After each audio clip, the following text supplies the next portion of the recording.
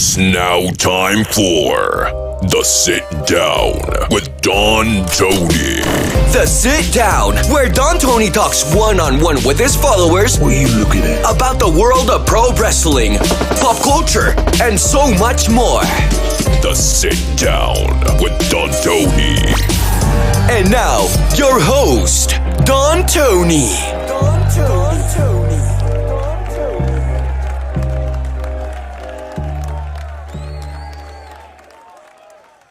All right.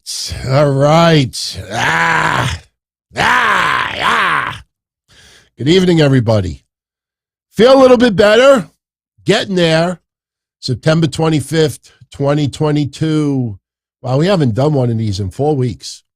Sit down with yours truly is here. Hey, Gifa! What's going on, everybody? How's your weekend going? I am Don Tony. If I still sound off, I am hopefully at the tail end of dealing with this COVID shit. Never in a million years did I think I was going to get it. Yes, for people that haven't figured it out, I got it while I was at Disney World in Florida. But it was my honeymoon. It's not the end of the world. As long as I don't get any long COVID out of this. You know, I will say this. I've done a lot of sleeping the last 5 days. I have eaten cocktail franks, you know, those hot dogs, pigs in a blanket. I've had pizza, Chinese food. I haven't gained a pound. I mean, yes, I've been drinking gallons of Theraflu and Zicam, no viral drugs. But I will tell you that today I tested positive again. But the line, and I have all my tests. So once we're all done, I'll take a picture of them all. But I did notice yesterday to today, the line where it says you're positive is getting very, very light. So hopefully by tomorrow, the day after, this shit is out of my system. And then I forgot next week I'm supposed to go to a wedding. What are you going to do? I want to thank you all for joining me today. I hope everybody had a great week. I am here for those that are new to the sit down. On Sunday, I show up literally with a blank piece of paper, and you create the topics of conversation, whether you write it in the chat room. Super chats obviously get a little bit of VIP. And if you post a question in the chat room, all I ask is that if it's a question, write in capital letters question before it so I can spot it quicker. If it's a comment that you want to share with everyone, write in capital letters the word comment before it. And if I do acknowledge it. Wait a little bit before asking another. This way we could spread it around a little bit. We'll go a little while. I feel good enough. I think we'll have a great show. I see a couple of super chats already came in. One of them, I want to get a picture because I see it has to do with Quincy Elliott's NXT debut. I want to get a picture and put him on the screen. And then I have a few things to say about that. We haven't talked about it yet. But before we get into that, chat room, what do you want to talk about tonight? What's on your mind? And by the way, make sure you scan that QR code that I posted earlier. You get a little advanced teaser of something that is going down on Thursday, November 3rd, 2 days before Crown Jewel. I think everybody, for the most part, will be very excited of what's going to be going down. We have about 5 weeks to build it, and I will share all the details later on this week. All right, Rojo Bear, you didn't write the word question before your question, so I can't answer it. I'm not that strict. Okay, Buddy Matthews. Big topic of conversation today. A lot of people are reporting that Buddy Matthews is the latest person to be gone from AEW. My honest thoughts about it is, number one, we have no confirmation from AEW or Buddy Matthews. That's number one. If I remember correctly, didn't he sign with AEW in February? So that would be March, April, May, June, July, August, September, 7-month contract. Usually you get like a 1-month deal, a 3-month deal, a 6-month deal, a 9-month deal, a 12-month deal. Did he ask to be let out of his contract early? Look, anything is possible. But one thing is for certain, everybody. One thing is for certain. Tony Khan, having the threat given to Nick Khan and Stephanie, telling them to knock it off, I guarantee you WWE laughed at them. The same way Triple H laughed at Mike Johnson that time, they laughed. Like, fuck off, Do you think that Tony Khan would be this quick to just grant Buddy Matthews a release? Sure, it could be conditional, but, did people learn the lesson with Malachi Black not even a week ago? Malachi Black asked everybody, unless it's out of my mouth, don't believe everything you read. Sure, some of the things we read, I do believe it's true. But if you, out of respect to Malachi Black, did anybody learn their lesson? Now Buddy Matthews might be delayed. My honest opinion is let's wait and see if it is true. Now, because you asked, I will at least say this. If it is true, it's pretty obvious that the House of Black were not winning trios championships. It's obvious that the House of Black were not going to be winning tag team championships. It's obvious that Buddy Matthews, probably expected a little bit more in AEW. And AEW is overloaded. The funniest thing that I've been reading for the last couple of days, and, look, I have nothing but respect to my fellow podcasters out there who take this shit seriously. I have uber respect to those who podcast that are former and current wrestlers. But you got to think a little bit of common sense sometimes when you talk about things. When we talk, and this will have to do with Buddy Matthews in a second. When Chris Jericho won the Ring of Honor championship, people asked my reaction. And if you remember when we did predictions last Monday, I even joked around. I said, wouldn't it be something if Jericho wins the Ring of Honor championship? And I thought that would take the sports entertainment storyline and kind of give it a little twist, because now sports entertainment invades honor. Remember, this is all under the Tony Khan banner. Stop thinking that Ring of Honor and AEW are like, Raw and SmackDown are separate brands. It's all under the mindset of Tony Khan. So doing this sports entertainment storyline kind of figures better for Ring of Honor and not AEW, especially when AEW does a lot of sports entertainment. Do I need to do anything else? Do I really need to do anything else? So doing that for Ring of Honor makes more sense. I have seen people the last 5 days talking about Tony Khan's trying to get a Ring of Honor TV deal. If you're going to say that in replacement of Rampage, okay. Totally agree. But they're trying to say ROH is going to get Tony Khan's trying to get a TV deal on top of it. Who is going to work producing all that content for television for Ring of Honor? Where are these shows going to be held? Do you realize the existing employee? Don't tell me Colt Cabana. Do you realize?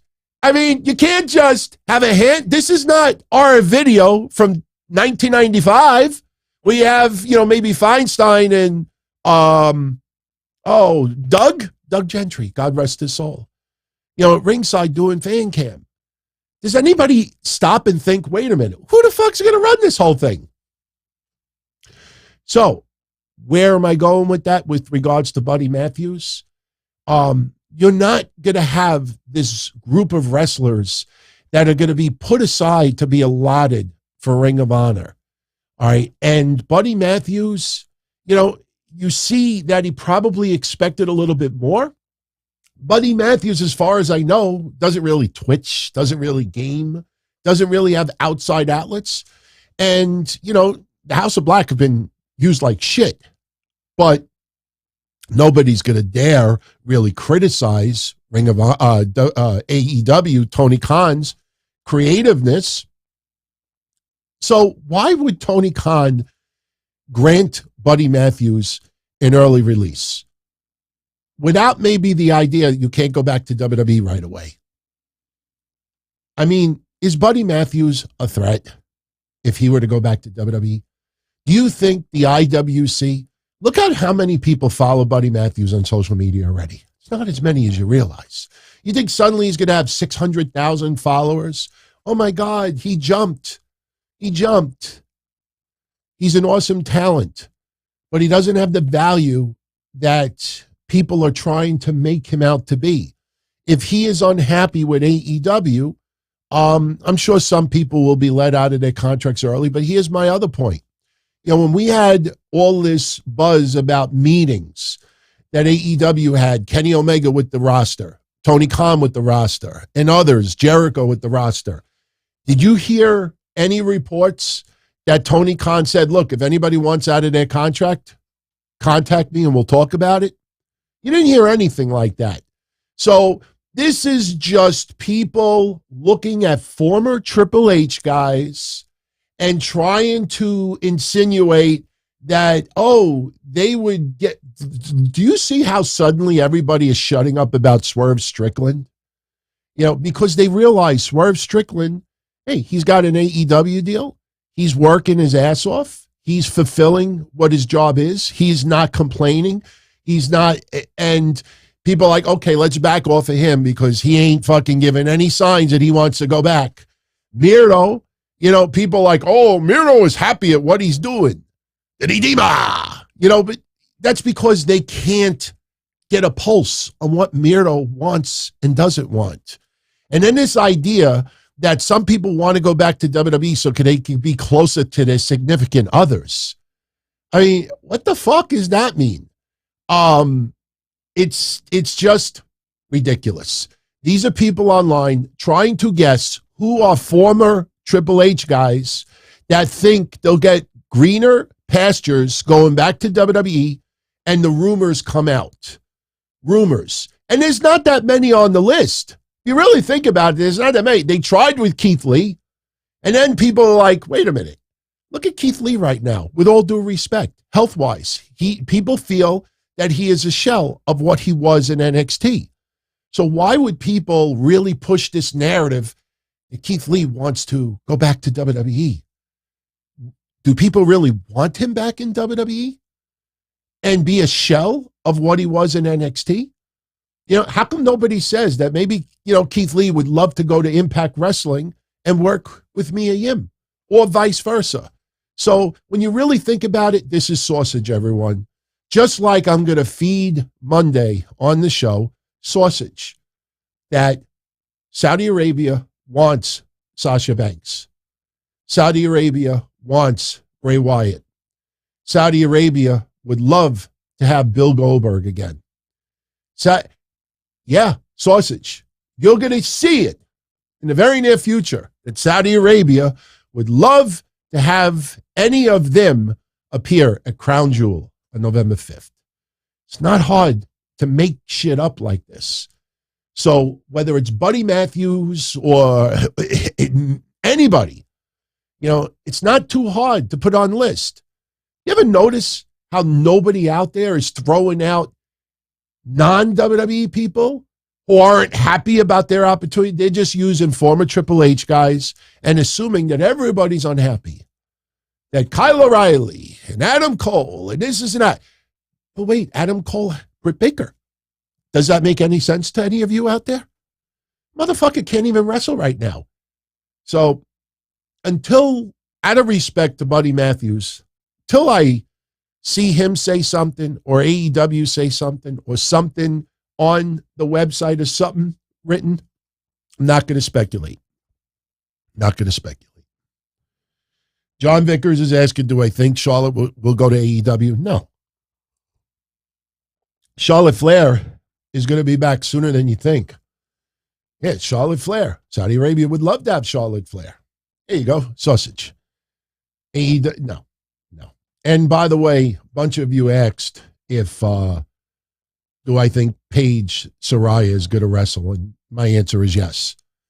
I'm not going to claim big news sources because I really don't feel well and really haven't had the time to like contact a bunch of people and say, what do you think? What did you hear? What did this? But from a little bit of conversation I've had with people, yeah, she actually, the idea is for her to return to the ring. She will be brought in very, very slowly, and you will probably see her in like a 6-woman tag or something like that to start off, maybe even special guest referee here and there, but she is returning to the ring. They're going to make it clear, and hopefully Wednesday they're really concise about that. So you want to take that as news, take it as news. Sami Zayn, Rams fan, is not turning on the Bloodline. No.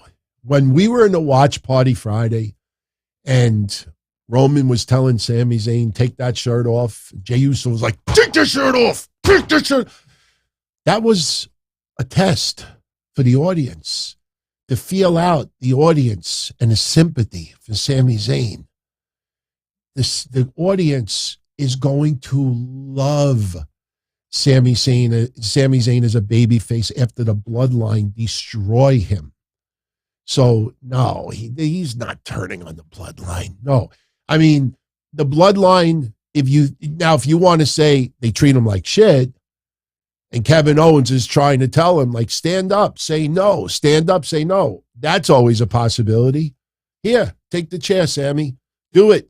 He throws the chair down and he refuses to do it, and then the Bloodline beats the fuck out of him? Sure. But no heel turn. No, not even a question. Oral Carter, if the ratings seem to be better without the Bucks, Omega, and Punk, Booker T thinks no one is missing them. Dude, if people want to watch AEW, to watch AEW. I doubt that there's anybody out there that if the Young Bucks are not advertising, I'm not watching. All right. And I think Impact Wrestling kind of proves that point. Fucking people are gushing, giving this impression that Juice Robinson fighting on Dynamite is a huge fucking deal. Well, Juice Robinson is also part of Impact Wrestling. Does anybody race to go see what he's doing there? Did anybody race to see what Jay White was doing there? The Briscoes were doing there? And Kushida and others? People, if they follow AEW, they're going to watch AEW. The problem is, when you saw the rating go down 12% on Wednesday, that means 12% of AEW fans felt that something else was more important than watching Grand Slam live, period. Give me football. Don't give me Dr. Pill Popper. Yeah, you don't know about that one. Look it up. Don't give me Survivor. Don't give me tragedies. Don't give me hurricanes, earthquakes, school shootings. The bottom line is their fans, 12% of them, which is a big number, especially with all the hype to Grand Slam, Battle of the Belts, 12% said, yeah, I'm going to do something else. That's a big fucking deal. So, no, if the Bucks, whether their ratings are up, down, non-existent, the fans are going to still tune in. The fans stop tuning in, it's because of the overall climate and the overall product, not because of one or two people. So, Steve Barbie, do I see Liv coming out as the heel against Ronda in his next match? No. Liv Morgan, you got to understand, it's not just the character in the ring. She does a lot of goodwill for WWE outside of the ring. And don't get me wrong, Lacey Evans does, and other heels do as well. But Liv Morgan is one of those characters that is an inspiration for a lot of young girls especially. Makes no sense to do that, especially with Charlotte Flair's return on the horizon. SmackDown would be the land of heels. You know, Naomi and Sasha Banks are returning. They are returning. I'm telling you, they're returning. We've already gone into it. You know, we don't have to do any little teasers and titles and clickbait. Oh, this, it's obvious they're returning. The question is, do they return as singles wrestlers or tag team wrestlers? And they have to come back as tag team wrestlers because Sasha and Naomi are still portrayed as a tag team outside of wrestling. You look at, I mean, do you realize how many other appearances that they have made over the last 2 months that nobody really talks about? Not even me. You know, you ask yourself, why? Are they sisters from other misters? Are they suddenly an item? You know, why are they booked together? Are they Hawk and Animal? I mean, look, there were two women that were teaming that quit WWE at the same time. You think the outside non-wrestling world gives a fuck that much about it, with all due respect to Naomi? I guarantee you, 90% of those people like, who? Trinity who? Fatu? Yeah. I mean, let's be honest. She hasn't been in The Mandalorian. She hasn't done those things. She will be a household name in the future. But why are all these outlets booking them together? It's because through an agent. Yeah, you want to book? All right, book us together. You think you got extra people tuning in because they're coming in as a team? Maybe early on because people thought they were going to get a scoop. Going back to WWE, going back to WWE, going back to WWE, and they're not getting the answers. So it's not hard. Not hard to figure out. It's just not sexy. So when you tell it like that, it's like, well, it's kind of like bland. Rocky Red, bigger deal. Aaron Judge possibly breaking, I'm kind of like tweaking your words, Roger Maris's American League home run record, and potential triple crown of Albert Pujols 700 home runs without steroids and HGH. Honestly, I would say Aaron Pujols is a bigger deal because Aaron Judge is having an insane season, and it's obviously a memorable one. But you look at the number of home runs that have gone up in baseball. And for a lot of teams, you know, it's like the Dave Kingman, you know, home run or strikeout. Strikeouts are up big time.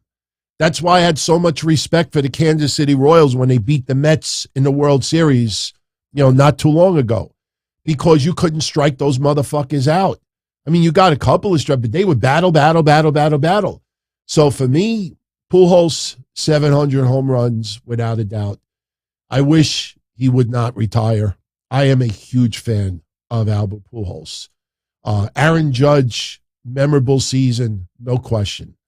But you're talking about, you know, look, I remember Brady Anderson. You know, yes, we can do sports. I am up to, remember Brady Anderson of the Baltimore Orioles? Didn't he have 49 home runs one year or something like that? And people were going fucking nuts for the guy. What happened after that? You do. I'm not saying that Aaron Judge is like this compared to Brady Anderson. My point is, you know, what happens to Aaron Judge 10 years from now? Does he maintain that, or does he bat 210 with 45 home runs? So overall, you're talking about a Hall of Fame career versus a Hall of Fame season. Psycho's asking, do I watch hockey? No, I used to. Still root for the Rangers, but I really don't watch hockey much at all anymore. All right. Super chats. Let's get into, it's only fair, right? Let's get into these four. Big Sal, welcome back, sir. Good question for you. Name a pay-per-view concept from the past to AEW no one does anymore. Name a pay-per-view concept from the past to AEW. Maybe you mean for AEW that no one does any. I don't know if that's what he meant. A pay-per-view concept that no one does anymore that would be good for AEW. Huh. You know one, we've talked about it recently. You know one I would love, two, I'll give you two. Two that I would love to see back that I don't understand. why either one is not done anymore. One of them you could finagle. Tony Khan has got to remember he's sports entertainment.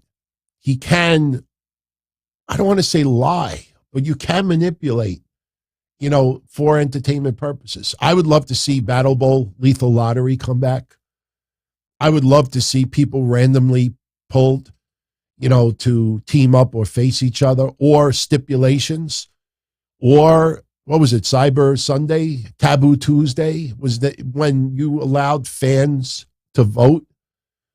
Just, I think the problem that WWE did back then was, and this was my idea all along, you only let people who ordered the pay-per-view vote. You only let the people who order the pay-per-view vote. Well, you see, WWE wanted to tout that they had millions and millions and millions of votes, tens of millions of votes. So, which do you want to boast? I would do some type of interactive pay-per-view at AEW, where you let the fans vote on the stipulation or the opponent, or choose Jon Moxley's opponent, but if it was up to me, I would only allow paying customers vote. This way, not only do the people feel like, wow, I'm getting something, exclusive by ordering this. I actually have voting powers. That's a big deal. Not only that, it would be an interesting viewpoint to AEW as far as who and what their paying customers are truly looking for at a particular event. Now, you could close the voting a week before the event, and I'm sure if Tony Khan told everyone that the voting is legit, that whatever it is, I'm sure people would believe it. When it comes to Battle Bowl, yeah, you could finagle it. You make the bowl and you put the same name in the bowl. So no matter which paper you take, you get the person that you want to team up with whoever. So I would love to see either one of those concepts come back. Either one of them. Yes, Nix, thank you. If you all are enjoying this episode, take a moment, hit that like button. I'd like to see it get up to 160 right now before we continue. If I could be so kind, I would only be about 22 of you out there.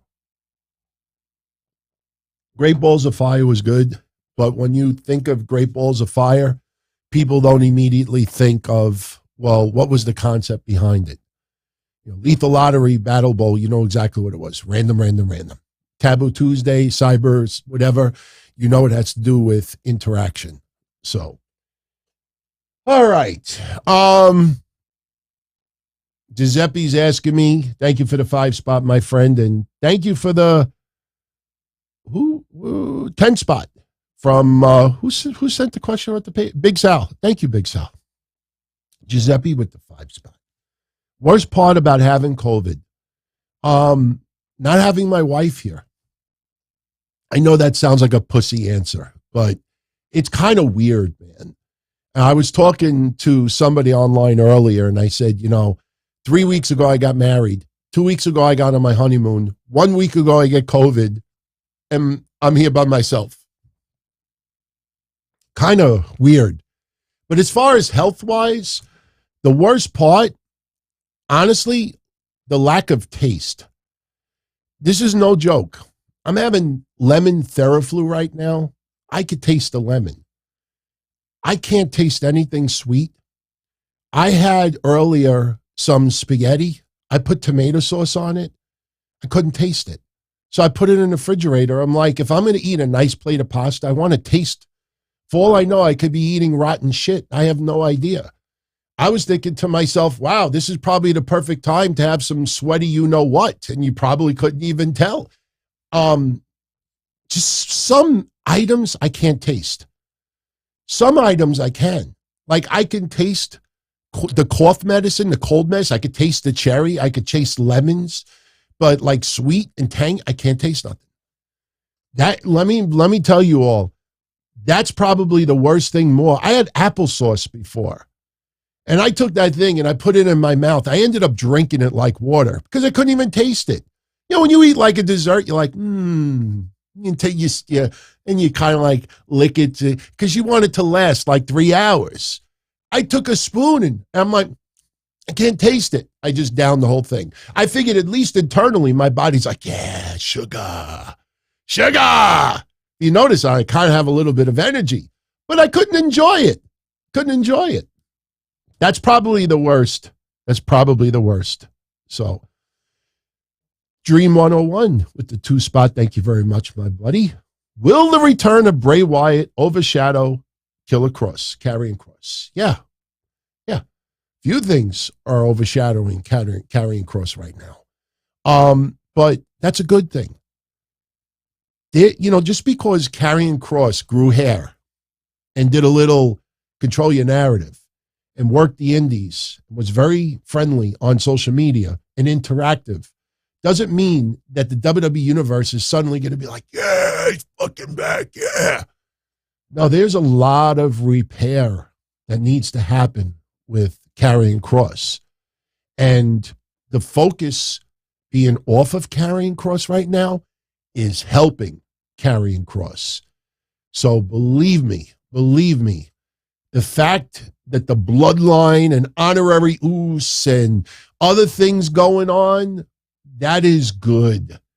Karrion Kross, the idea is 5 years from now, you want him to be a main event, big time megastar. There's no rush to do it now. There's so many other things going on right now. So I say no. There's no damage whatsoever by Karrion Kross being overshadowed by anybody. That's a good thing. The less focus, the more relaxed, the more you could pace, take your time. Drew McIntyre is the feud right now. And, that's good. I mean, look at, Drew is helping give a little push for Karrion Kross. No, that's good. That's a good thing, man. That's a good thing.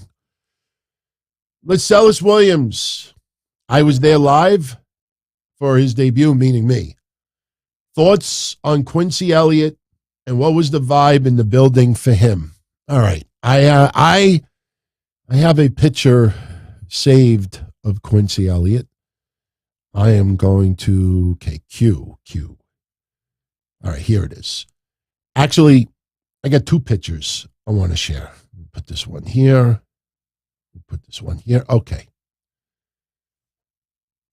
Quincy Elliott made his NXT debut last week before Wednesday. I was there in person. My thoughts on it, honestly.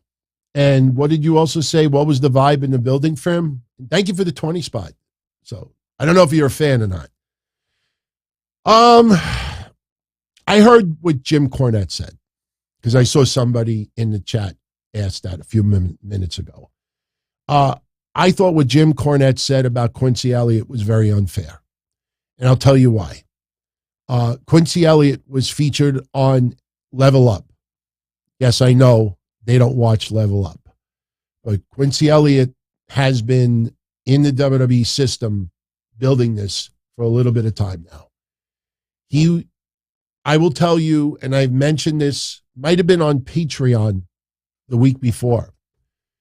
I was in the parking lot at the Performance Center talking to a few people, and somebody there is good friends with Quincy Elliott. And,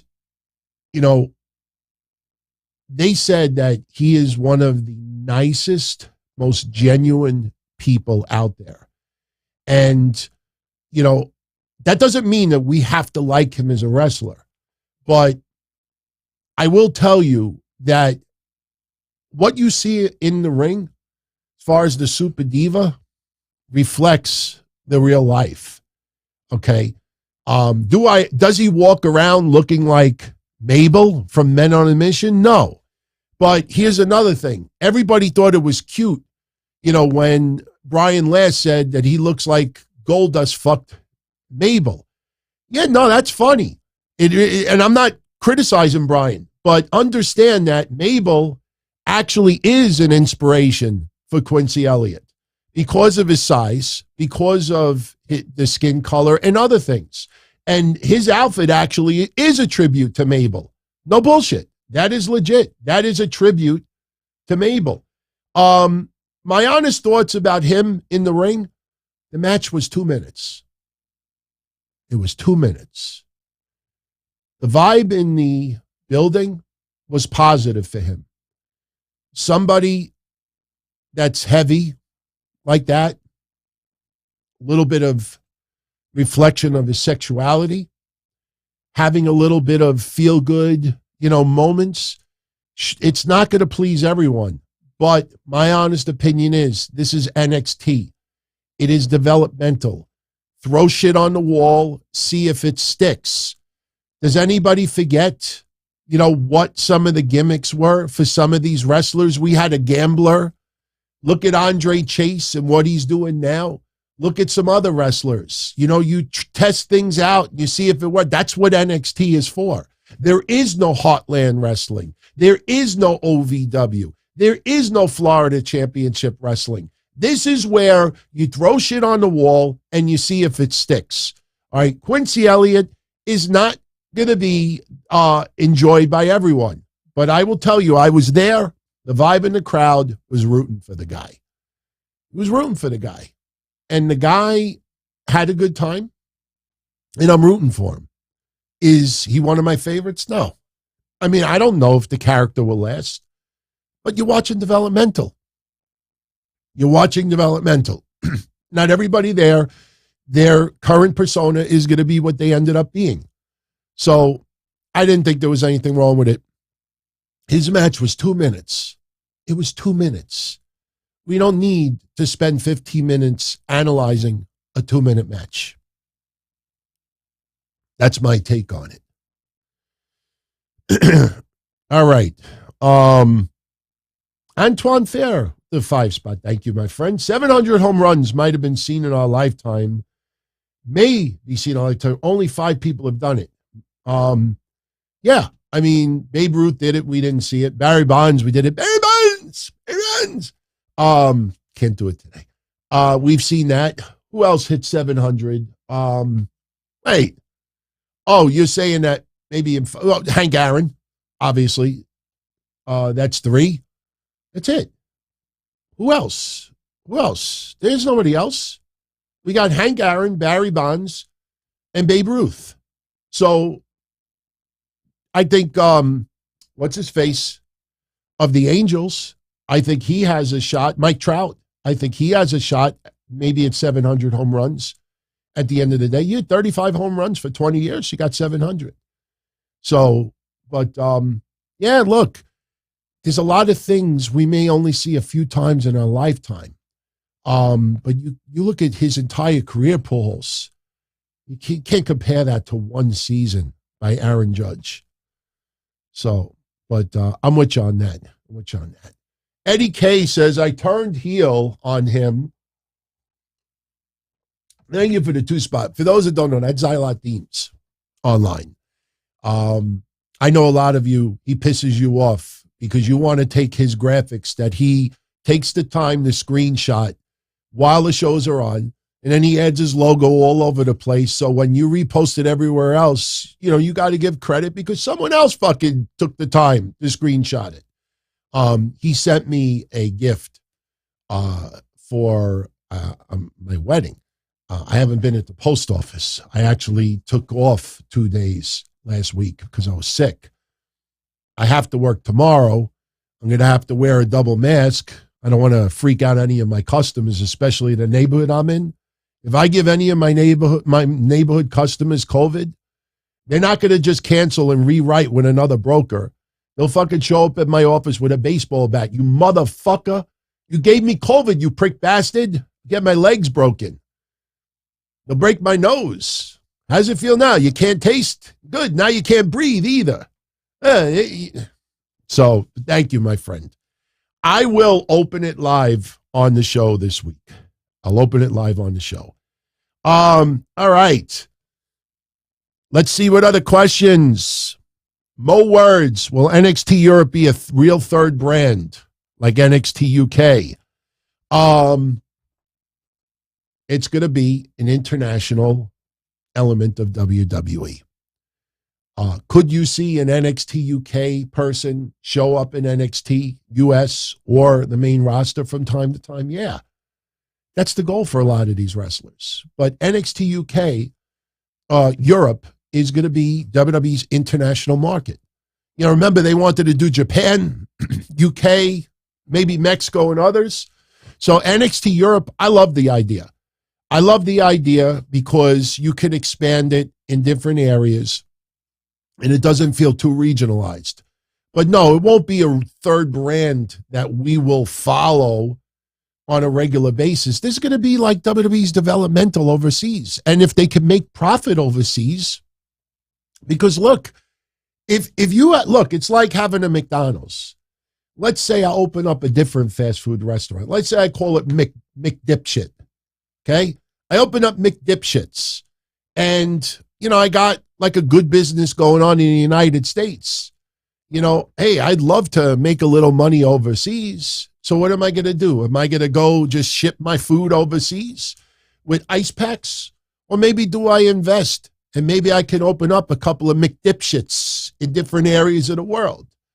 And then maybe I could have people that work locally in those areas in Who Gives a Fuckistan. You know, maybe I get some people over there like, hey, I'm making some money from McDipshit. So it's good for WWE. But as far as us in the States, unless there's something really hot going on, we're not going to follow it as much. Benjamin, why can't Saraya use the Paige name? Same reason why Gunther is no longer, I almost said Luther. I mean, that's why Butch is no longer Pete Dunne. And that's why even Casey Catanzaro is now Katana Chance. It's trademark. It's trademark. And yes, you could trademark a name as far as a character in a particular entertainment. Yeah, no, she could use it. She could change the wording, you know, but you would be too prone to lawsuits. And you know what, Saraya, understand. You know, why do you think it was such a big deal that AEW trademarked the House of Black name after Malachi Black requested his release? Did I talk about it? No, because AEW really doesn't trademark as much as they should. You know, when you have a product, you know, you want to put your footprint on it so someone, if they do branch out and become mega stars, that, you know, you own that name. The Dudleys, they had to be Team 3D because of what went down with WWE, with trademarks and everything like that. No, that's just part of business. It's just part of business. And I don't think AEW is trademarking anything related to Saraya. They're not going to trademark her real name. You know, if it was her real name, they couldn't trademark it. But if it's a character name, you're playing a character. Why do you think all those lawsuits with Hulk Hogan back in the day, yeah, it's just part of business. Yeah, just like why Bryan Danielson is not Daniel Bryan. You know, if you really think about it, you know, it's like a play on his name. It's part of business. You know, anything. Look, some people thought that AEW was fucked up for trademarking the House of Black. I loved it. Not that it was fucking Malachi Black, but that's what AEW needs to do. They need to start trademarking some of their. But you see, here's the problem, everyone. The contracts are not set up that way. When Tony Khan says, "Oh, do I have any books?" I have no books. Why would I have books? I don't read books. I read owner's manuals. When Tony Khan is like, "Oh, the WWE contracts are garbage," there's a reason why the WWE contracts are this thick and the AEW contracts are this thick, because there's nothing in there as far as trademarking and licensing or anything like that. Hey, come work for me. I'll pay you $1 million. No downside. No, if you're out injured for the entire time. Not this, not that, not this. You're not an employee of the company. You got no disability, no workers' comp. You know, we don't have any rights over your name because Tony Khan doesn't care about all those things. I don't want to get involved with that. Tony Khan is not as professional as he should with AEW. And that's why, look, I think Mikey Ruckus, that makes the theme music, I would hope that he trademarks his own music. And I'm sure that he does. And I don't think some of these wrestlers will be able to take that music and just use it elsewhere. But, AEW should be doing more on the trademark side. But Tony Khan doesn't want to be bothered with stuff like that. It's like opening up a business. Permits? We need permits for. Permits? We don't need the permits. What do we need permits for? We need a bond. Surety bond? It's a surety bond. I'll be sure that everything is done. I don't need no surety bonds. Wait, I got to get this. I got to do filings. You don't want to do any of that. All right. E-Dub Harris. Next month is the 25th anniversary celebration of DX. Some of my favorite DX moments. Obviously, them showing up at WCW was awesome at the time. That was awesome. I love Eric Bischoff after, we should have kept the gates open. Yes, it happened earlier in the day. I would have been, what do you think? Camcorders weren't around at that time. You had those Sony, what was those Sony handy cams? I still got one somewhere. The view cams, I think they were. I would have fucking been filming during the day. I would open those gates, have Ming standing at the door. Is there a problem here? I would have just embarrassed the shit out of them. Then I would have aired that shit on Nitro later on. But the problem is a lot of the wrestlers, they're all friends with each other. And yes, there was hardcore competition and you're going to defend your own product. But, what shoulda, woulda, coulda? I mean, look, there's tons of DX moments. Too many to count. Every time, remember when they did the whole presidential thing? I didn't sleep with that intern. I was up all night. I mean, there was tons. I loved ravishing Rick Rude for a little while, just wearing a suit, holding briefcase. China, God rest her soul. I think it's more of what I didn't like about DX.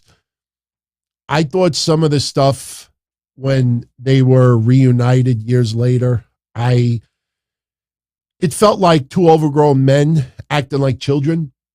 You know what I mean? So I wasn't as keen. Remember the Hornswoggle stuff? Remember when I photoshopped the giant sword, the machete, on Triple H, insinuating that he was going to commit moida on Hornswoggle? That just, I didn't like a lot of that. Still remember when Candice Michelle, remember they insinuated, wasn't it Candice Michelle was under the table doing oral sex? And that was past where it was supposed to start being kid-friendly again. All right. Matthew has a comment. He saw TR at a live show last night. She did not have the AEW Women's Championship. No sharing titles. She's being disrespected even before injury. They're treating her like an afterthought. She's injured right now. Thunder Rosa showing up at other companies right now. I don't think, carrying around. I'll be honest with you. I think it's more to keep the spotlight on Toni Storm. I don't think, look, she's injured. She's injured. So it is what it is. She was disrespected before she got injured. Thunder Rosa showing up and not having the AEW Women's Championship. I think I see nothing wrong with that because who knows how long she's going to be out of action. What happens if the issues with her back are extended? Maybe it comes to a point where she does have to fully relinquish this championship. I think this is more to keep the focus on Toni Storm. I don't see anything wrong with that at all. Do I see DX being confronted by the Bloodline? No. I see DX maybe being confronted by Alpha Academy. Shoosh! Shoosh! Could Shawn Michaels still, remember, Triple H, remember, you're not going to see a lot of physicality. Could you get a super kick? Maybe. I think you probably have a better chance of X-Pac doing something. But no, I think they'll be interrupted by Alpha Academy. I think Chad Gable is perfect in that role. Shoosh! I got 2 words for you. Shoosh! That's only 1 word. Shoosh! Thank you. That's 2 words. Byron Cutler, do I like what WWE's doing with Judgment Day? Yeah. Yeah. How do you like those special supernatural shit that all these goofs reported?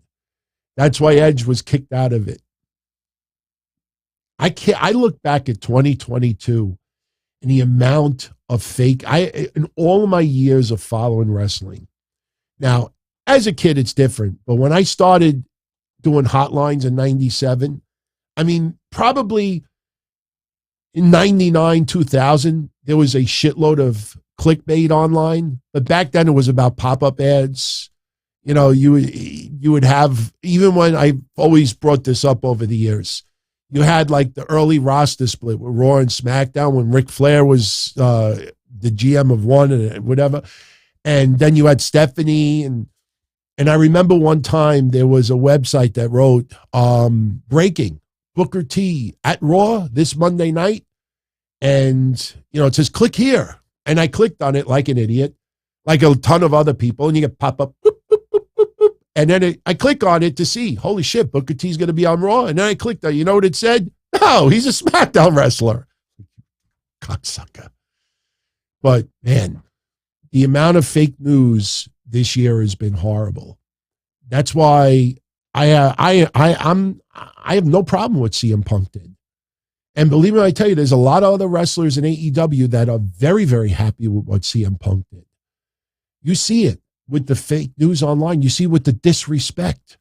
Cutler, when we did Super Chats yesterday, when he was talking about, should the media be bringing up Malachi Black's mental health? No. Okay, you brought it up. You made a mistake. Now Malachi Black says, please don't bring it up. People still bring it up. Even after that. People don't care. They just want attention, hits, views, patrons, subscriptions, blue check mark. You see all these people, hey, I got to write for Forbes. Hey, I wrote 4 articles for Sportskeeda. You know, verify me, bitch. And now you see people with 1,900 followers, and most of them are cosplay for like Spider-Man and She-Hulk and all this stuff, and they get blue check marks because they can show that they wrote for, 5 articles. It's a joke. It's a joke. At the end of the day, and I've always said this, and I don't name drop people unless they say to me, yeah, you can mention my name. But, I've proved it to a few people online that I trust. You get DMs from people, from Hall of Famers, wrestlers, and all different companies like, hey, brother, I tune into your stuff. Keep telling it like it is. I know, that clickbait for those extra views are a little tempting, but keep doing what you're doing. People are noticing. And that's enough for me. You all tune in. You keep tuning in. You appreciate. You want the straight up. Sure, I have to act like a dick and like an idiot sometimes with a little extra humor to cover up for it. But no, never fall into that. Never, never. Thank you, Chris. All right. Chris, Teddy Long got hacked. What happened with Teddy Long is simple. This is the truth. Teddy Long used to have, here's a problem that some people in wrestling have. Buff Bagwell is probably the biggest example of it recently. Some wrestlers have assistants, and especially people who have YouTube accounts. You have a few people that will handle multiple wrestlers. And sometimes you see it in their social media profiles, like webmaster of this, and that. They're fine. And somebody who used to help Teddy Long with some of his social media stuff, apparently they had a falling out. And Teddy Long is like, fuck off, player. And apparently this person either knew his password or might have had his email address associated with the social media account and was able to reset it. And what happened was the person was a pussy. I want to make that clear. Because if you really wanted to be gangsta with Teddy Long, I would have unfollowed everybody. All this person did was looked at all the people that had blue check marks, and he was block, block, block, block, block, block, block, block, block, block, block, block. So the person that did it was absolutely pussy. Because if that, and look, I would never do that, but if that was me, and I got a hold of Teddy Long's account, and he did me dirty for some reason, I fucking would have deleted everything. I wouldn't have put, send me a PS5, give me gift cards, Amazon, gift cards. No, I would have been like, fuck you, I'm deleting everybody's account. I'm unfollowing everybody. This way he comes back and does a video, look, player, he unfollowed everybody. You got to follow me back, player. I would have changed his screen name. His blue check mark would have went away. I would have changed it from $5 player to $5 footlong. That's what I would have done. So whoever did that was a little bit afraid. They didn't go full blown. So no, Teddy Long did not block me. So you got to play the game. I love when people over the years, they think they can outsmart me with stuff like that. I've been doing this. I've been around since the 70s with this stuff. I've seen everything. I mean, I'm not innocent person. Over the years, I've been an asshole as well. I definitely admit that. I just hope that I've grown up a little bit and I don't throw shade against anybody anymore. But, when people think they have one up on me, they don't realize that, you can't, I used to use a phrase, you can't out bullshit a bullshitter. Remember my old name, Abul Shita. Remember? I wanted to use that for an indie wrestler. And the Mass Maniac, Eddie Guapo. Eddie Guapo, if anybody remembers Eddie Guapo. I'll tell you a quick story. I know some of you know this already. Eddie Guapo is a Latino guy that, is an indie wrestler here in New York. You could Google him. And back in the mid-2000s, we wanted to tweak his character in the spirit of Muhammad Hassan. Eddie Guapo was going to become an Indian. And he was going to become like the indie version of Muhammad Hassan. We were trying to come up with names. And it's all documented. And in fact, next Sunday, I will play here the theme music that I got for him. It's custom. I can't be hit with copyrights. And it kind of sounds in the beginning like Muhammad Hassan. Hey, ah. So anyway, I came up with Abul, A-B-U-L, Abul Shetah, S-H-E-T-T-A-H. Abul Shetah. And he was going to come out there and go, Abul Shetah. Abul Shetah. I went on eBay and I bought him a real turban, a real carpet, and a real Indian robe and an outfit. Eddie Guapo's alive. He ain't dead. He's around the wrestling scene. Any of you out there, I invite you. Go on social media tonight. Say, Eddie Guapo. Don Tony said that he bought you your whole Indian outfit back USA Pro, UXW, the indie circuit days. And he named you Abul Shita. He'll tell you it's true. I went on eBay. This is a real story. I went on eBay and bought it. Paid about $600. Real turban. Please, nobody try to throw the racist card against it. We were building a character, trying to make it look as realistic as possible. We're talking 2006, okay? There's no intentions on making fun of anybody Indian. But, I go on eBay. I buy the outfit. Before I buy it, I send it to Eddie. I said, Eddie, does this look good for you? You like it? He's like, oh my God, that's outrageous. Beautiful. I buy it. I pay it. The person says to me, what are you using this for? They probably looked at my name. And they said, wait a minute. This guy's name is Anthony DeBlasi. He's in Howard Beach, Queens, John Gotti territory. My name is not Amal Bucapardita. So like, what does this Italian guy want with this outfit? So I got a DM on eBay from the seller saying, what is this being used for? And I said, honestly, we have a character that we use for wrestling entertainment, and he is portraying an Indian wrestler.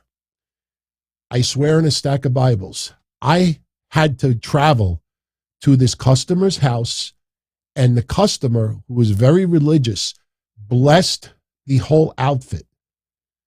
I went behind Queens Center Mall in Elmhurst, Queens, and was in this Indian person's apartment, and on the couch, laid out the robe, the carpet, the turban, and he's doing a whole religious thing, and I'm standing there like this. I didn't know what to do. And he's like, please do not disrespect. This is very, I said, no. I said, absolutely not. I said, nothing but good intentions. And I picked it up. I closed the door, hit the elevator, went back down to the street, was on, I think, Corona Avenue or something like that. As soon as I left, I'm like, yeah, fuck yeah, we landed it. There's pictures of it online still. But if you're going to Google what he looked like, do not look up Abul Sheta. That wasn't the name he used in USA Pro Wrestling and the indie circuit. I pitched Abul Sheta. Frank Goodman, the Masked Maniac, says, no, I don't like that name. He came up with Gandhi Rhea Akbar. G-H-A-N-D-I, or maybe he used G-A-N-D-I. Gandhi Rhea, R-H-E-A, like Rhea Ripley, Akbar, A-K-B-A-R. Now say that fast. Gonorrhea Akbar. Gonorrhea. You imagine if this shit went down? Go on Google right now. Somebody, the first person that posts a link in the chat right now that links to an image of Eddie Guapo as Gandhi Rhea Akbar, at your choice, any shirt. Could be WWE, could be one of those new rabbit shirts they came out with, the white rabbit. You could choose AEW, whatever you want. The first person that posted a link to a Google image of Gandhi Rhea Akbar, Eddie Guapo, wearing that outfit, you'll get a free shirt tonight. And I will monitor it. That is a God-honest, true story. So, I got stories going back to the 90s, everybody. Yes, you can post links there. Sure you can. Sure you can. Just put a space between the .com. All right. In the meantime, and in between time, hip, hop, hibby. Matthew is asking, what are 3 topics about AEW that I shake my head and strongly disagree with while listening to Jim Cornette bury it on his podcast? I don't think Jim Cornette buries AEW as a lot of people call. I think he is very frustrated. I think he would love to see other things take place to balance it out a little bit. But if you're talking about things that frustrate him, FTR's usage completely. I mean, we predicted that the Acclaim would win the titles and immediately feud with FTR. In fact, would not surprise me if FTR ends up with the belts after all this is said and done. The usage of FTR, the lack of the way the women's wrestling has been used. I'm not one of those where you have to have 5 matches of men and 5 matches of women, but it's just been for 3+ years, 4 years almost now, and you see what's going on. I mean, you look at NWA with their pay-per-view and Power and all this stuff, and come on. There's so much talented women out there. It doesn't take 4 fucking years to get 2 women's matches a week on a Dynamite show. FTR, women's stuff. Some of the comedy stuff I think is a little bit much. And the fact that they have too many people. You look at Ruby Soho, you look at Athena, just because they cut promos 3 out of 4 weeks, it feels like they're on TV every week. What I do is I go on Google, and I don't remember the name of the website, but there's a website that has matches. It says the match listings of all the wrestlers. I can't remember the name of the website, but I go there and I click on a wrestler in AEW. And then I take away Elevation, and I take away From Dark, and then I look at only Rampage and Dynamite. And you remember Ruby Soho? She was the perfect example. Ruby Soho had, I think she had like 18 wins at the time, and only one was on Dynamite or Rampage. 17 of them were on Dark and Elevation. So, you could play the smoke and mirrors all you want. So those are a few things right off the bat. No, it's not. It's an archive stat website.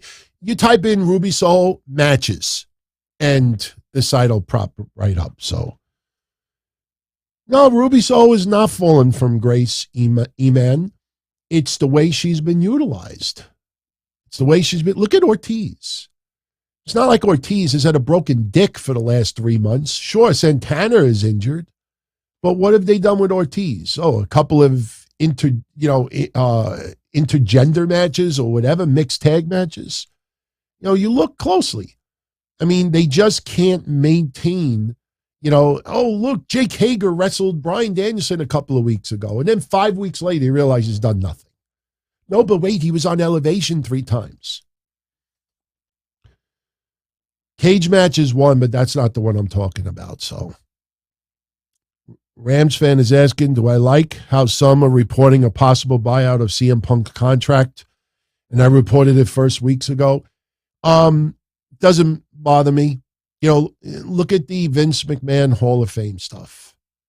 I wrote that July 25th, that some Hall of Famers in WWE are insisting that Vince McMahon be inducted in either the 2023 or 2024 Hall of Fame. In fact, some are lobbying for an appreciation day for Vince McMahon.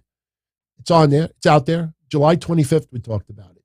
Last week or the week before when I was in Florida, last week when I was in Florida, I was just checking out some of the news one day, and I see all this, breaking news, so-and-so is broken, that WWE's looking to possibly.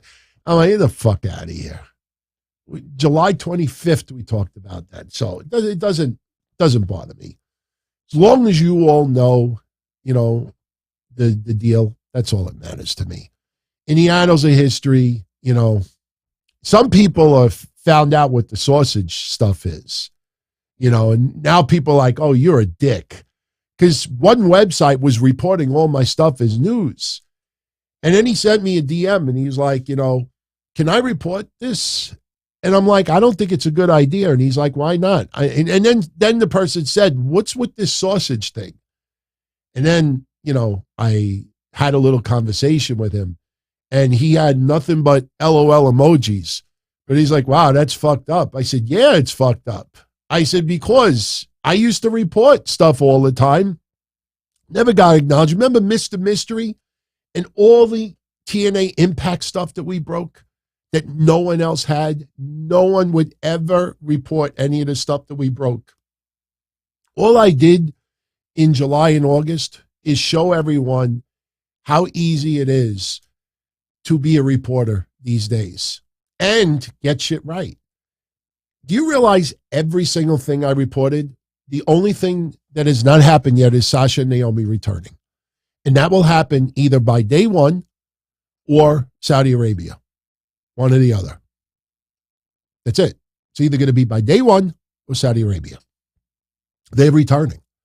Once that happens, and Vince McMahon Hall of Fame. Those two things happen remember the TV 14 stuff? Remember every single site running with that? And I came up here and gave you 5 minutes as to why that was not true. Remember the MJF stuff? The plane stuff? It's not hard. It's not hard. Yeah, wow. I asked about, I say 140 likes. Let's get that shit up to 175 likes. I'd love to see 200 likes before we go off the air because we're already at 70 minutes. We have a show tomorrow, and I heard there's going to be another teaser for Bray Wyatt tomorrow. Now there might be a tic-tac-toe game that might feature hearts and clubs. Remember that little comment I said last week? Don't hold out, don't immediately eliminate the possibility that Sasha Banks and Naomi might be part of this as well. They may not be, what you think it is, but don't leave that possible. You might end up seeing two teasers happening at the same time. Wouldn't it be something if Wyndham, Sasha, and Naomi all came back at the same time? All right. I don't see any links showing up. Whenever you post a link in the chat, all you have to do is separate the period from the word com, and you usually could post a link. But that's how people usually do it. Charlie's saying, would they do some semi-TV 14 similar to the Attitude Era? You could do a tiny little bit of TV 14 as long as it's a very, very small part of the show. It does not change the PG rating. You know, that's why you could get away with an expletive or a little extra here and there. I saw so many people on Friday that people like, oh my God, Fireball. How is Fox allowing it? You know, the way it was done, it was not done kind of like it looked almost like a special effect lighting. It almost looked like fucking, you know, some special effects that Scarlett threw. They tweaked it so it wasn't too over the top. Yeah, Alexa Bliss, the Fireball of Randy Orton. I mean, Monday Night Raw, but that's different. That's different, Charlie, because USA Network is cable and the Fox is technically, you know, I don't know what they call it, network television.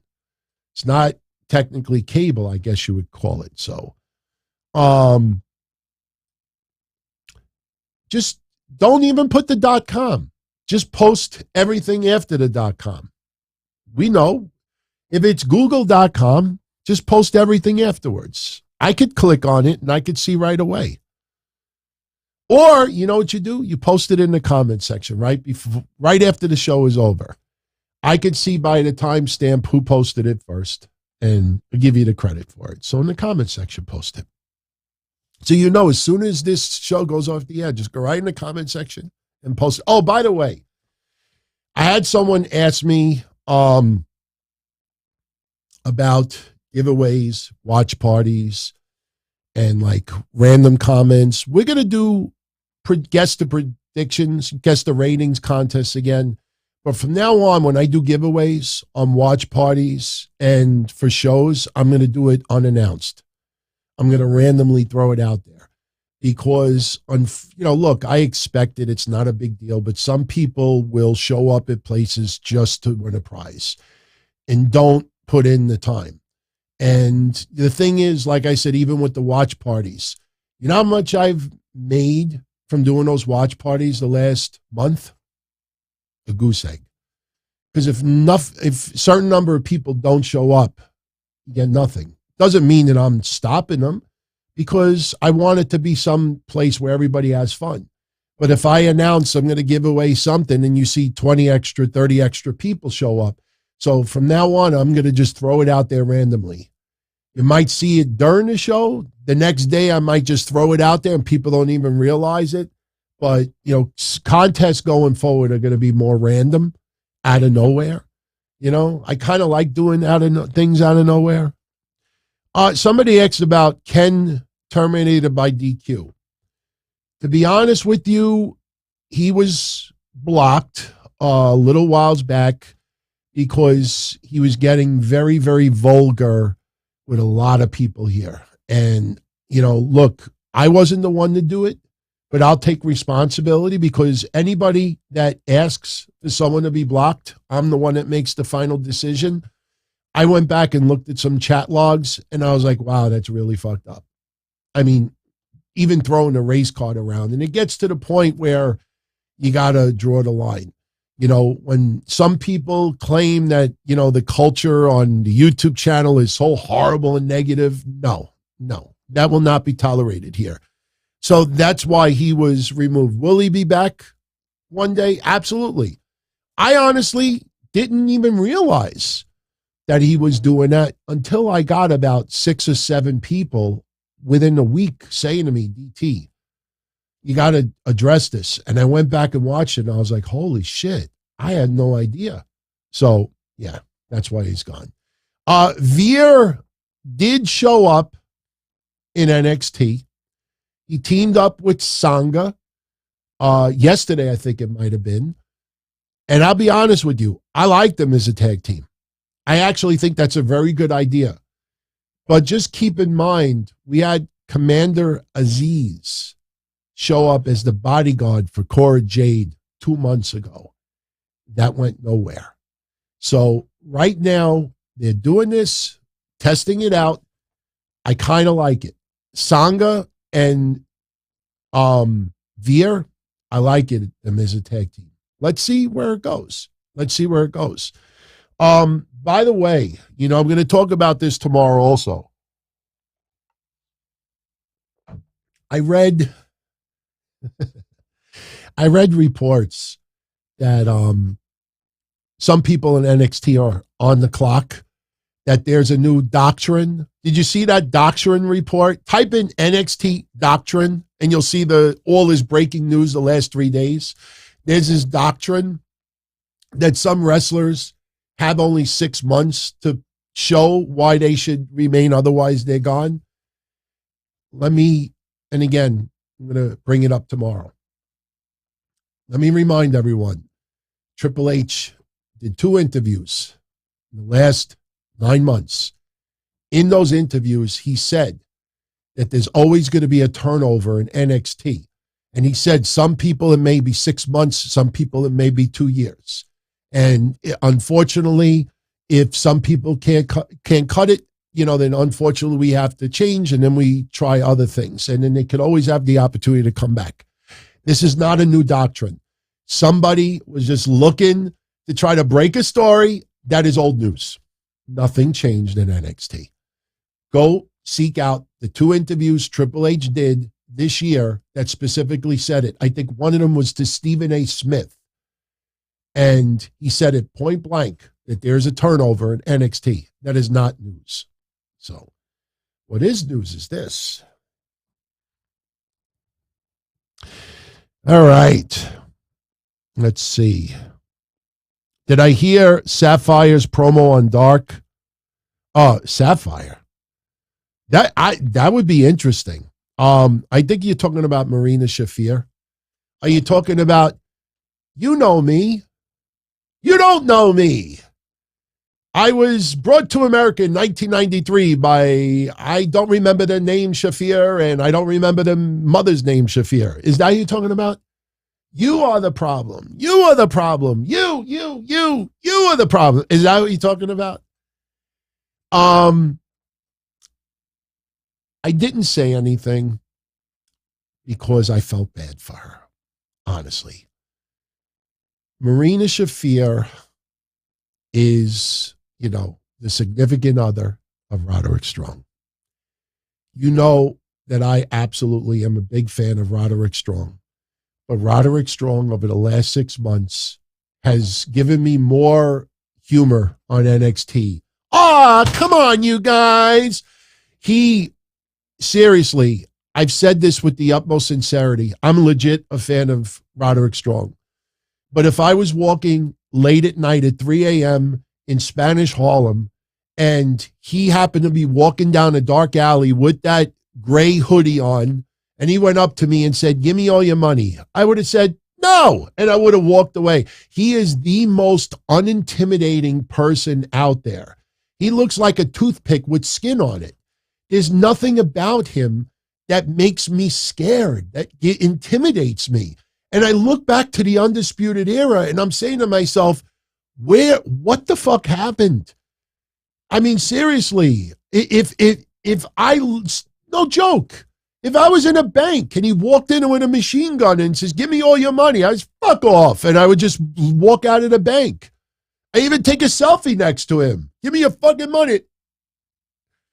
He is so unintimidating. Marina Shafir wrestles like Roderick Strong talks. So Marina Shafir getting an opportunity to talk, I thought her frustration reflected a lot of what has happened in the ring. And the reason why I laid off about Marina Shafir is because she has been getting eaten alive online about the wrestling. You look at the Thunder Rosa stuff, you look at there's a lot. And this has been building. And now they said, "Okay, Marina, how you've been feeling towards the IWC, that frustration that you're better than that, here's your chance to talk about it. And I think she got so hyped up that she just lost her train of thought. I'm trying to assume what she was trying to say is, Albany, you welcomed me in 1993. You know me. You think you know me. You don't know me. You don't know me. You don't know me. You don't know me. You don't know me. You don't know nothing about me. That's what I thought she was trying to do. And she tried to be too cute about it, and I think she just lost her train of thought. Because the thing is, when you're pointing at someone, if we can't see who you're pointing to, we don't know who the fuck you're pointing to. When she's like, you know me, you don't know me. Huh? Is this like an Abbott Costello bad cartoon? Who's on first? Who's on third? I don't know. Why? Who's on third? I felt bad for her. I really felt bad for her. That's my honest, sincere take on Marina Shafir. I liked her anger, and I felt the frustration, but unfortunately, you blew it. What was that? What was this? What did Vinny say on Family Guy? Hey, honey, you blew it. Knock, knock. Who's there? You blew it. You blew it. You blew it. Marina, you blew it. Come on, guys. You blew it. You blew it, damn it. She tried. She tried. She was confused. Yeah, she lost the train of thought. Listen, I'm going to say this to defend her. When you get angry, for real, when you cut a promo and you get emotional, you really could get lost in the moment. If you go back to that wrestle crap stuff, when I dislocated my shoulder, when I was in the ring and they had that big pull apart and Tony Lowe threw me in the guardrail and I went over, when I cut that promo, one of the things you try to do is you try to actually start feeling that what you're saying is real.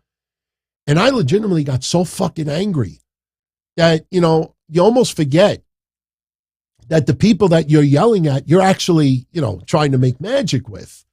And sometimes you get so caught up in the moment that you could just lose your train of thought.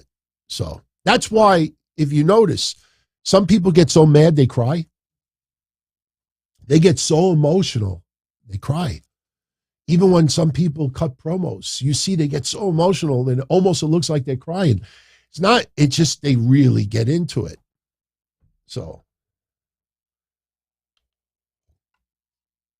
will Liv Morgan destroy Ronda Extreme Rules? Would not be surprised if Charlotte Flair came out and just laid them both out and we end up with a no contest. I don't see Liv Morgan losing that championship at Extreme Rules. It's possible. I mean, I haven't done predictions yet, so I haven't really thought about it fully. But some crazy shit's going down at Extreme Rules. Expect quite a few Singapore cane shots. Am I going back on keto? As of right now, no. First of all, I can't taste nothing. Like some stuff I could taste, but I haven't gained nothing. It's incredible. I had fried wontons, fried rice, pigs in a blanket. I had, between the last 3 days, 6 slices of pizza, not all in one day, across 3 days. I attempted to have spaghetti today. Gained nothing. So, will I go back? Yeah. Down the line, I will go back on keto. Right now, nah. Oh, it's raining. I forgot. We have like storms. My parents are in Marco Island, Florida right now. There's a hurricane coming in that's supposed to hit Marco Island on Wednesday. They're supposed to head back to New York Wednesday morning. And I don't know what's going to happen. I'm trying to convince my parents to leave Florida Tuesday. But my dad is like, if the storm hits, we'll just wait it out. Like, fuck. They survived Sandy. And any of you that was on our Patreon, if you've ever seen that video, I actually shot footage 3 days after Superstorm Sandy. My parents' house, anybody ever saw it, it's the worst thing you'll ever see. Talking about a house just totally leveled and destroyed. Don't even want to think about it. Crazy. All right. Yeah, no lasagna right now. I can't taste it. Can't taste it. It's not like things are numb. You know, like if I was sexually active the last couple of days, I mean, I'm sure I can kind of like do things, if you know what I mean. But, you know, it's, you don't like, I don't know, it just sucks. The applesauce turned me down before. I was like, I'll have some nice cinnamon applesauce half hour before I go live, put it in a dish. I'm like, can't taste it. I've been Theraflu. You mix it with water, you drink it like tea, and it makes you feel better. I've been on Theraflu and Zicam the last 5 days. No viral drugs. I have 4 vaccination shots. My body can't fucking do its job after 4 vaccination shots. Then what the hell did I get the vaccine for in the first place? I mean, I've always said for 3 years, almost 3 years, that the vaccines were never supposed to prevent you from getting COVID. Nothing in this world is preventable. What it's supposed to do is just tell your body, hey, these fucking people in breaking your building, you got a bunch of bouncers there to help, fight them off. They may get a couple of bumps and bruises out of it, but your body will know how to fight the shit off. That's what the vaccine's always for. I don't know why they didn't make that message since day one. They confused the fuck out of all of you and us out there. Even Trump, they made everybody, a lot of people think, a majority of people think that the vaccine you take the vaccine, you can't get COVID. And they should have always just said, look, it's like the flu. You could still get the flu, but you get the vaccine and it tells your body, hey,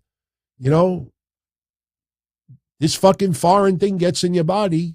Your body doesn't sit there and say, hey, come hang out. The water's warm. Hey, how you doing? What's your name? Hey, you like your peanuts with plain or with peanuts? No, you want your body to be like, uh-oh, these people are not supposed to be here. Like you see all those videos of people like showing up at all these stores, these gangs, and they steal tons of stuff. And you sit there like, what am I supposed to do? There's 45 people here trying to rob my place. What am I supposed to do? I am just a man with 2 hands and 1 machine gun. Can't do nothing. But if you have the vaccine, you might have 35 people in your body like, yeah, motherfucker, come on. Go try to steal this coat. Let's see what happens. Some people might be able to walk out with a coat. I guarantee a lot of people would be walking out with their teeth in their hands. So I need to exercise. I can't even breathe right now. I went to get the mail Saturday. I went down 4 steps and I got, I did so much walking in Disney. Guys, I swear to God. In 5 days at Disney World, because 2 days we relaxed by the pool. 5 days walking around Disney World. I walked more in those 5 days than I have walked in 20 years combined. Running the ropes, training indie wrestling in 2006, 7, and 8. That was the only other time in the last 15 years that I moved around that much. I never walked. I mean, she's got this iWatch. I didn't know where mine was. She came back. She's like, we walked 23,000 steps. I said, yeah, that's probably the most I've walked since 1999. Top 5 wrestling city fans. Thank you, Dynel. Get us back into the wrestling. New York, Philly, Chicago. New York, Philly, Chicago. Boy, New York, Philly, Chicago. Boston has been pretty good lately. And, I'm only talking U.S. because, there's a lot of places in the U.K. I don't know the areas, the buildings. Australia is nice. Mexico is great. Florida, no, you know what? Texas, I always thought was underappreciated. I always thought Texas was a little underappreciated. California, if you're in the right area, California, I mean, look what happened with Dominic on Raw.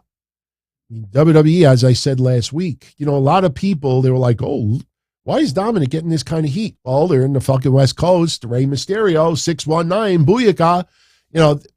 Your audience. No, Callie could really put it out there too. So, Dallas, absolutely. Somebody got mad at me the other day and said, what about Memphis? I said, yeah, in the 70s and the 80s and maybe an early part of 90s, but Memphis is just not a big hotbed for wrestling anymore. It's not Memphis's fault. It just doesn't have as much as what they used to. So, do I know when Edge is coming back? Could come back as early as Monday. If not this Monday, probably the following Monday. I expect something to go down with him in Extreme Rules. I mean, very easy to do something in Extreme Rules. You would think he's gotta this week or next week. Extreme Rules is what, 2 weeks away? Yeah, he'll be back, I think, by next week. All right. Let's start bringing this home, everyone, because we're at 90 minutes. I know we did almost a 2-hour show yesterday. Wednesday, I know we only did like 50 minutes. That was pretty good. I had a lot of positive feedback from a lot of you out there. They're like, you know what? I know you were sick and you ended it early, but, doing a 1-hour show here and there is not a bad thing, because I know a lot of you out there like to enjoy a lot of other shows out there. And, I know you can't tune into every minute of every day. Have you all figured out what that QR code is? Should I give you all, whoever that has not scanned it, should I give you all a little advanced teaser of what I'm going to start plugging tomorrow? You want to see it? You all want to see it? I'll show you. It is a done deal. It is happening 2 days before. No, it has nothing to do with White Rabbit. You might say it might have to do with 2 white jackasses. And yes, I'm putting myself in that boat as well. 2 days before WWE Crown Jewel, Thursday, November 3rd. We don't know what time we're going to start yet. I think it's going to probably be 8 p.m. So this way, if we end up going 3 hours, so be it. Whatever super chats come in that night, yes, we want to do this to put on a show to be remembered and also maybe make a couple of dollars out of it. It will be split right down the middle. This is happening. Forbidden Door 3 is a done deal. On Thursday, November 3rd, 2022, JD from New York will be joining yours truly, and we are going full fucking blown. We're going to go as long as we need to. Forbidden Door 3. This is, look, nothing against Jason Solomonster and Joe Cronin. I fucking loved both shows with them. But this is kind of like WrestleMania 3. This is the third Forbidden Door. It's kind of like WrestleMania 3 for me. We want to get 93,000 people to tune in live. So that is going down. We're going to have a blast. Forbidden Door 3. JD from New York, yours truly. Now, for those that are going to ask, what is the format? This is the format. We're going to talk about Crown Jewel. We will give our thoughts about Logan Paul getting the title shot. We will talk about whatever big news that transpires at that time. We'll talk a little bit of AEW. Also, for all of you out there, you will get the opportunity within the next week or two to submit a question. And we will keep that open for about 2 weeks. And then I, myself, and JD will select 5, 10, 20 questions apiece from the ones that we think you all would find the most interesting. And we are going to talk about it. I'm sure we will have some debates. Not everything that I and JD talk about, we agree upon. I know some of you out there, when I give my view on something and it's different from JD, some of you think, oh, he's taking a shot at JD. I don't tune in to a lot of other shows. It's not because I don't have time. It's not because I don't like JD or Jason and others. It's because when I give my thoughts, I don't want to be influenced by some of my friends' opinions, because I don't want to run into that where, I don't want to say this like that because so-and-so has a different view and, it looks like that I'm calling them out. I hate that shit. I do tune in to their stuff once in a while. Sometimes I'm a lurker. I'm live. I don't say anything. Sometimes I'll go in a super chat, but I purposely avoid other people's thoughts because I want to give my honest opinions. So, yeah, I'm sure there'll be some topics that we have some friendly debate upon, but it's going to be news, Crown Jewel, your Q&A, and whatever else. It's going to be good. If we get heated, we get heated. I have nothing but respect for that guy. That guy works his ass off. I don't care if you agree with his stuff. I don't care if you love him, hate him. That motherfucker works his ass off. That guy is committed. He's committed to everybody who tunes into his stuff. You may not like his style. There's a lot of people that don't like my style. There's a lot of people that have this narrative about me that is false. Look, that's why there's so many options out there. Nobody's forced to it, but, this is going to be something that I'm sure a lot of people never expected would happen, and it's happening. So, and guess what? I put up a thread on Twitter about 5 days ago asking all of you out there, who do you want to see the next Forbidden Door? JD from New York was the biggest choice out there. There was some other names that are awesome. And I'm not going to mention who they are, but some of those names, they wouldn't come on. There are a few others that absolutely would.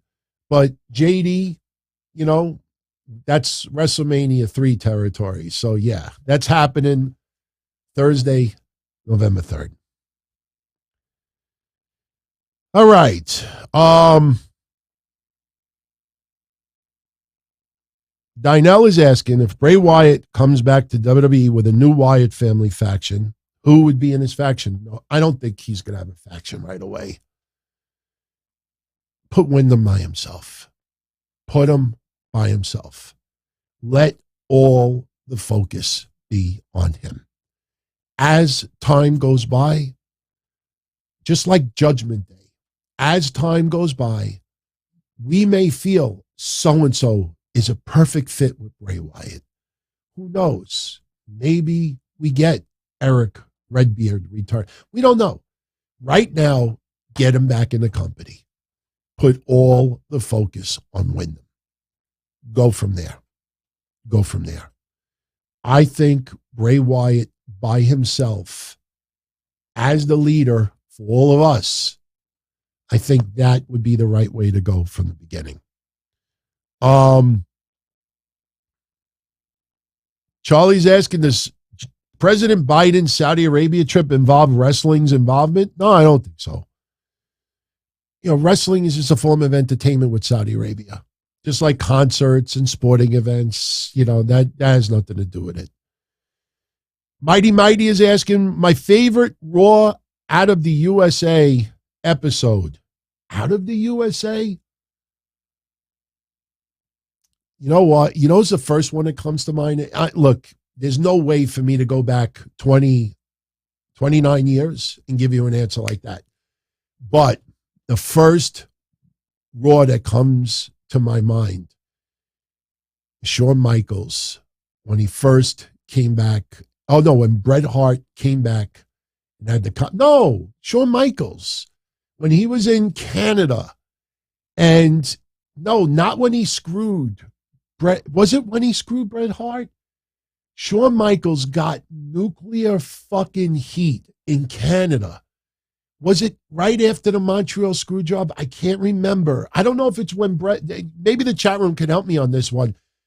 Was it when Bret Hart came back or was coming back? Remember that night that Shawn Michaels was in Canada and got nuclear heat? If you all never saw that, you got to go out of your way. But I'm just thinking right now, it's got to be with the first Montreal screw job. Not the night that he won the championship.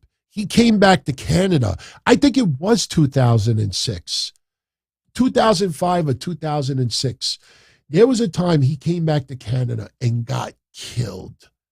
I mean, that crowd, it was nuclear heat. I mean, it was just mind-boggling. It couldn't have been right after Survivor Series because that would have been by default. This was 05, 06. AEW fans since 2004. At least we know the time period. You go back, I'm sure you'll find it online. Somebody saying 2000. Right around that time frame, he went to Canada and got crazy, insane heat. It was just wild. It wasn't when they buried the hatchet. Because they buried the hatchet, some people in Canada were still pissed off. No, this was before it. You know what? I think this was right before that. Didn't he play Bret Hart's music? Shawn Michaels may have come out instead. Yeah, AEW fan is saying that's what it was. He played Bret Hart's music and he came out. Yes, that's the night. You got to check out that episode. That's the first episode that comes to mind, Mighty, when I think about Raw overseas. I also remember one that I didn't like when Raw was in Italy, when Santino Marella made his debut. When they had him go on the mic, what's your name? Santino Marella. I'm like, get the fuck out of here. Nobody that's Italian in my neighborhood talks like that. Santino Marella. I hated it. I hated his debut. Santino Marella. No, Santino Marella, like a question mark. I hated that.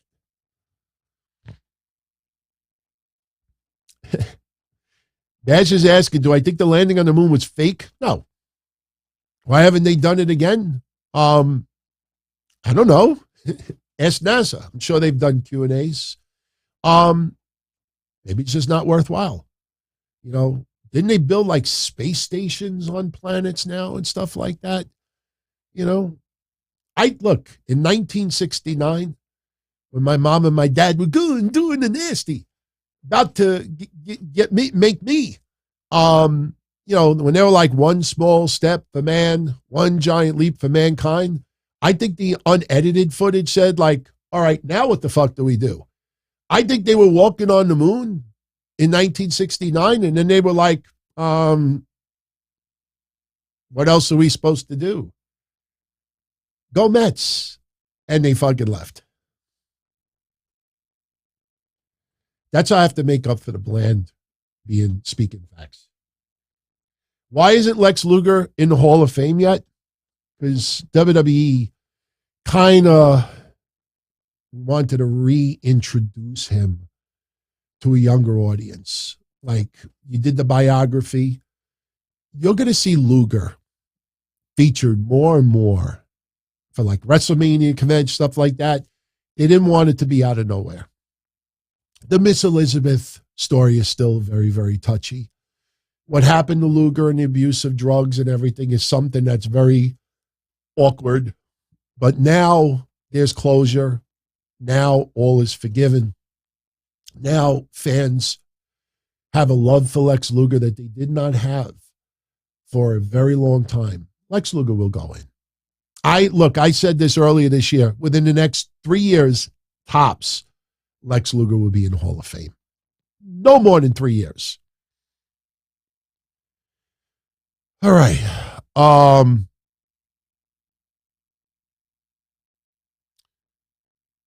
Bit earlier, Billy Corgan tweets, says they'll put down both AEW and WWE.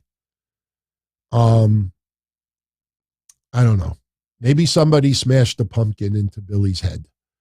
I don't know what Billy's talking about. Billy Corgan is not Tony Khan. He's not going to talk stupid like that. There's got to be something else attached to that. Harris B, what's going on? Cardina Chaos, thank you as always for holding the ship down. Come on, let's get to 200 likes before we crash this and go off the air. Shouldn't have to beg like this, but I appreciate it. Impact Wrestling status. They have a pay-per-view coming up. They did one on Friday. We covered the results yesterday. And they drew 80,000 viewers. They have a huge problem going on.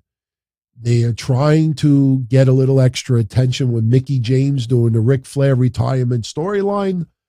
It's unfortunately not getting the attention it should, and that's a shame.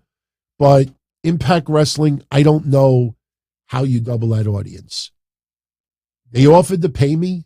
If somebody DM'd me from Impact Wrestling and said, look, if you could help us get another 20, 30,000 viewers, I would probably say, I don't know.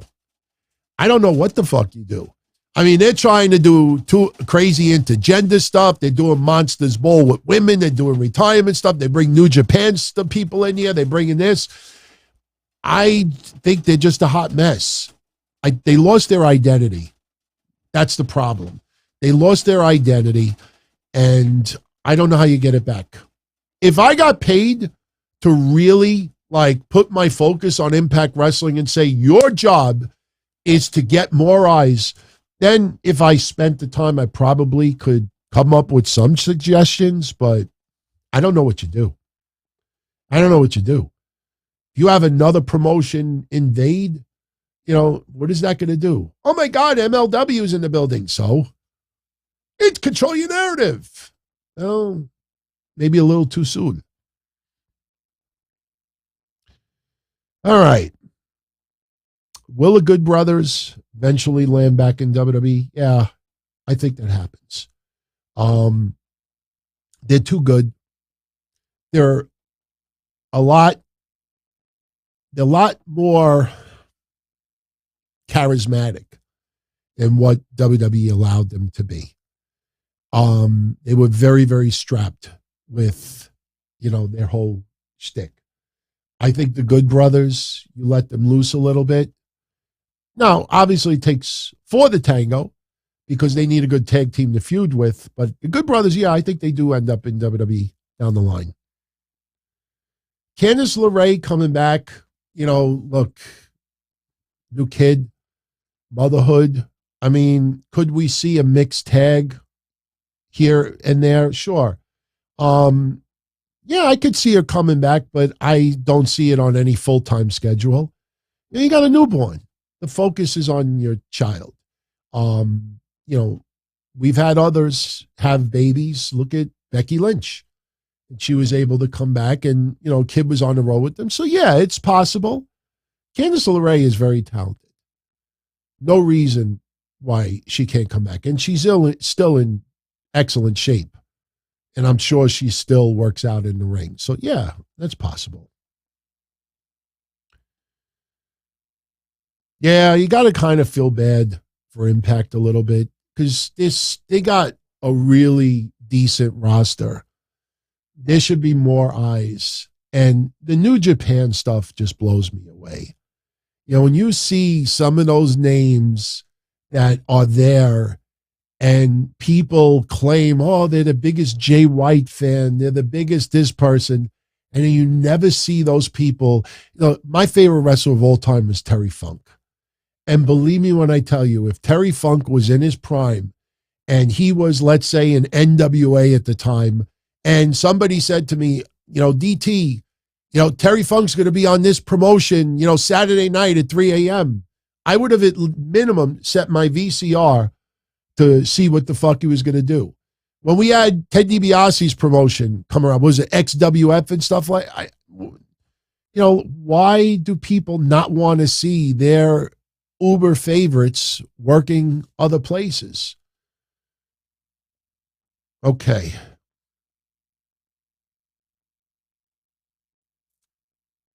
All right. Good Brothers being too good. I didn't say that they were too good. I said that they were a lot more charismatic, and you have to, in WWE, you have to be a character. You have to have a connection with the fans. You can't just go straight up, oh my God, he's an incredible wrestler. That only gets you so far. You have to be so out of the ordinary. That's why way back when I said, remember my infamous prediction? They're going to do comedy with FTR when they were the Revival. I said, they're going to do comedy with them. And I remember debating with my co-host at the time, what are you, nuts? The Revival? They're going to do comedy for. They're going to do comedy. Anybody remember the Grizzled Young Veterans? Remember when I said they're going to do comedy with them? And they were doing those street skits with the Grizzled Young Veterans? You have to have a connection with the fans. You can't just be these great technical wrestlers. Only gets you so far. All right, we're going to wrap this up in about 3 minutes, 4 minutes. I want to get out of here. I got to put this online, take my nighttime medicine, get ready for tomorrow. Got to figure out what we're going to talk about tomorrow besides Raw. But we'll have a banger. We will definitely have a banger. I'm looking forward to tomorrow's Raw. I heard Sami Zayn is going to be wrestling AJ Styles. I think that's AJ Styles, I think, wrestled Roman Reigns yesterday on a house show. But I think AJ Styles and Sami Zayn are going at it tomorrow. So that's something to look forward to. Do I see Becky Lynch in the Royal Rumble next year? If her arm is recovered, which could happen, keep in mind, we're only a little more than 3 months away. She may not be back in time.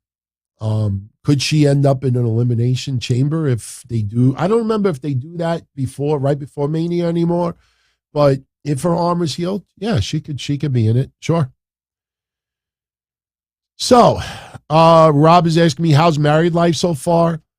Like I said earlier, I got married 3 weeks ago. 2 weeks ago, I went on my honeymoon. And a week ago at this time, I'm back in New York, sick, and got COVID. We got COVID in Disney. So she's not here. She's home at her parents' house. We had to quarantine. And the thing is that I'm bird sitting. And every time I go tend to the bird, I got to wear a mask. And it was just too crazy. So, we're married and here we are, which is kind of funny because, not to get too personal, I met my wife 10 years ago in October. That's when we started dating. We started dating 2 weeks before Superstorm Sandy. So 2 weeks into our relationship, Superstorm Sandy hit, and my mom had to stay with me for 3 months. So 2 weeks into our relationship, we had turmoil. 2 weeks into our marriage, we both got COVID. It's wild the way things happen sometimes. All right. Steven Escalante, you didn't have to send the 5 spot for me to do this for you, my friend, but I appreciate it. Yes, our thoughts are with you. He had to put his dog down 17 years, put her down a week ago. I'm not going to lie to you. I actually last night had a dream and my dog was in it, and I wake up extremely, extremely sad. The worst, hardest thing that I ever had to deal with in my life, putting my dog down. I will tell you, for years, I was very guilty, thinking that maybe, if I didn't do that, maybe my dog would have gotten better. I have come to the closure that I was just being selfish. My dog became a diabetic. Any of you that go back with me remember every day for 5.5 years, I woke up at 4 o'clock every morning to feed my dog and give him insulin, because my dog would only eat between 3 and 4 p.m. and 3 and 4 a.m. And for 5.5 years, on Monday nights especially, I would do a show, be done by 1:30, pass out by 2:30, wake up an hour later to feed my dog, try to go back to sleep. Did that for 5.5 years. And I realized that my dog was in too much pain, and keeping him around was selfish. I'll see him again one day, and it's still very hard for me to talk about it. But, this is why I don't have another dog. My bird, God bless him, my bird has been around since 1994. I mean, sure, a lot of you have seen the picture of me and my bird from 1994. I have a picture of me and my bird. I look like Dexter Loomis, if you've all seen that photo. I don't have it handy right now. But you just go on my Twitter and just type in the search box, type in Dexter Loomis, and the picture will come up. He's still around.